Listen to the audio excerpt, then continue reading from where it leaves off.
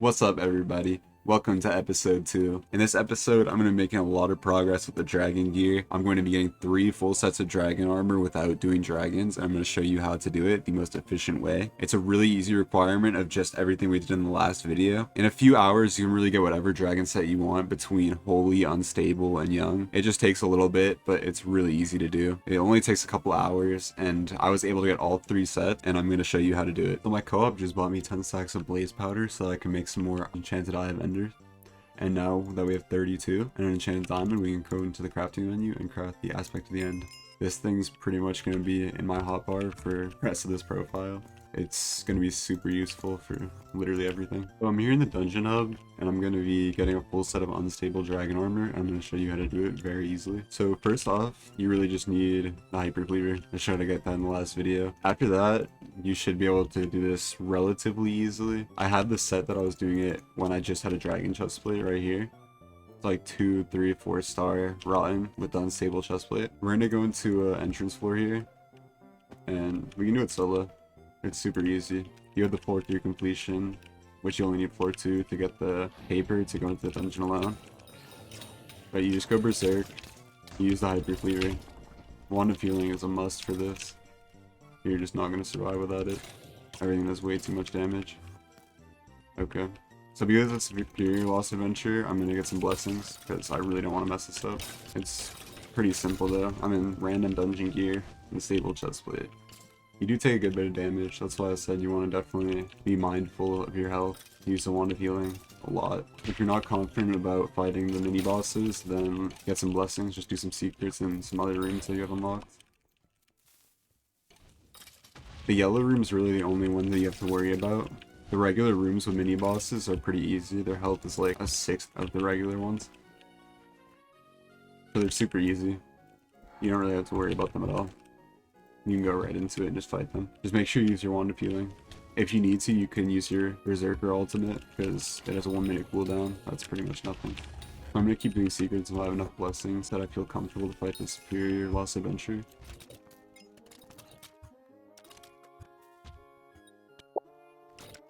The more you do this, the more you'll realize which rooms are going to have lost adventures. Like this one, there's always a dragon lost adventure or an angry archaeologist. But it gets a lot easier the more you do it. It may seem like it's going to take a long time, only getting a few frags each run, but it's not bad at all. And the entrance floors are super easy.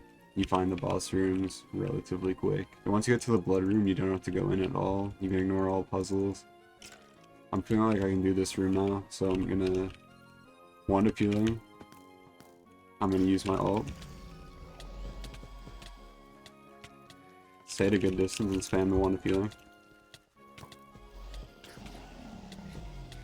It's pretty much always going to get the first heal off just because we don't do enough damage, but there you go. Easy enough. You get your frags.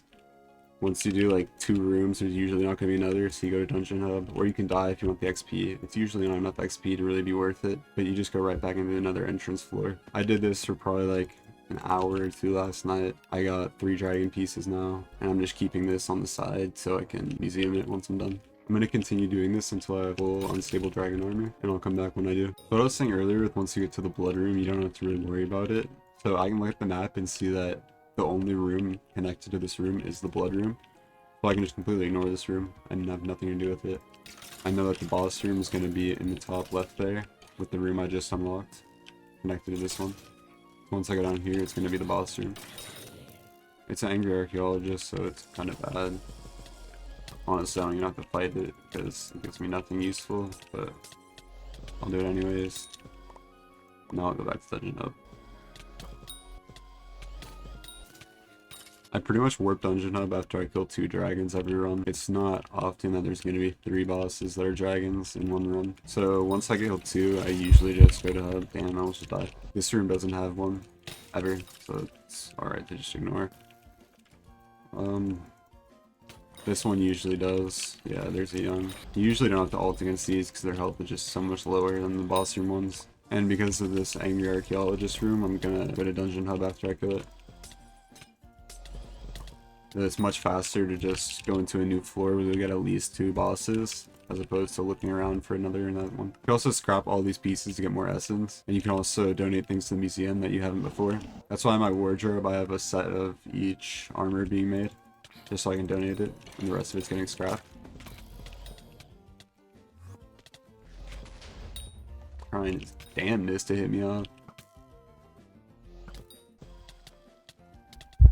These fights can get extremely stressful, especially when your ultimate mobs die, but once you get a few dragon pieces, it ends up getting pretty consistent. You will die a lot less.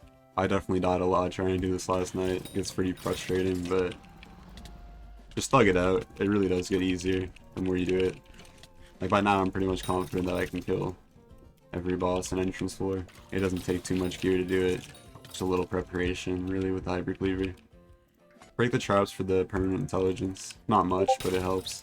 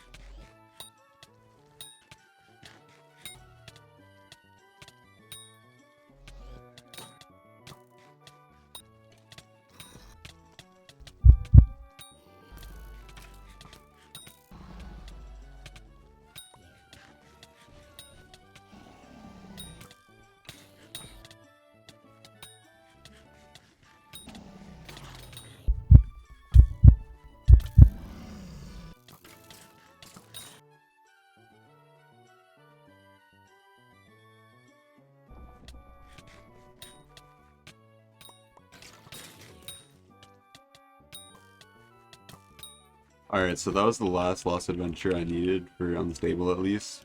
I think I still need a bit more holy, but I'm not really prioritizing that right now. So I'm gonna go back to the dungeon hub. I'm going to craft the unstable boots. I am now full unstable. I've been doing this for probably a few hours over the course of like 2 days. It was honestly really easy. Here's all the frags I got. It actually looks like a lot, but we'll see what I can make with it. I already have the young chestplate and boots, so we're gonna make legs, helmet with full set. Chestplate, legs, helmet, and I'm 3 away from the boots, so I'm going to go into another run and get the boots just so that we can have all the sets for museum. But yeah, that's how you can easily get dragon armor on Ironman profile. It really takes pretty much no skill or requirements.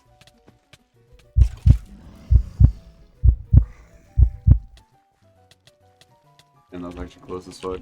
I was not paying attention. When they eat the golden apple, it's a good time to get some lifesteal damage to heal up, because by then you can get pretty low. Alright, yeah, so that was the last one I needed. Back to Dungeon Hub. Now we have full holy, full young, and full unstable dragon armor. And it only took about a few hours. That's good for museum, and depending on what class you want to play, and out of dungeons, young can be really useful. That's a really easy way that you can get dragon armor without wanting to do dragons and grinding zealots, because I know that can be painfully boring on an Iron Man. So now that I have 3 of the dragon sets, I'm going to start working on other things.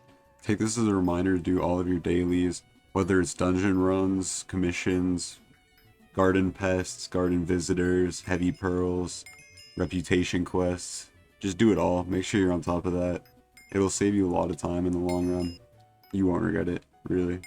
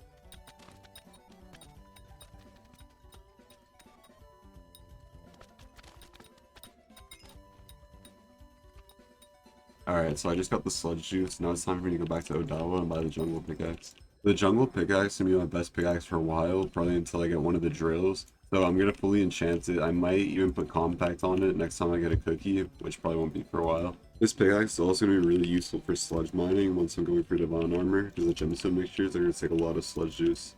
Alright guys, that is going to be the end of episode 2. I think we made a lot of progress, even more in the first episode. We're now in full dragon armor. We have another 2 full sets as well. We got Heart of the Mountain 3, unlocked the crystal hollows, we got a jungle pickaxe. My co-op got legendary silverfish, we got the cobble generator. We did a lot in this episode. I'm really happy with how it turned out. Make sure to stay tuned for episode 3, which should be out within a few days. I hope you guys enjoyed. I'll see you later.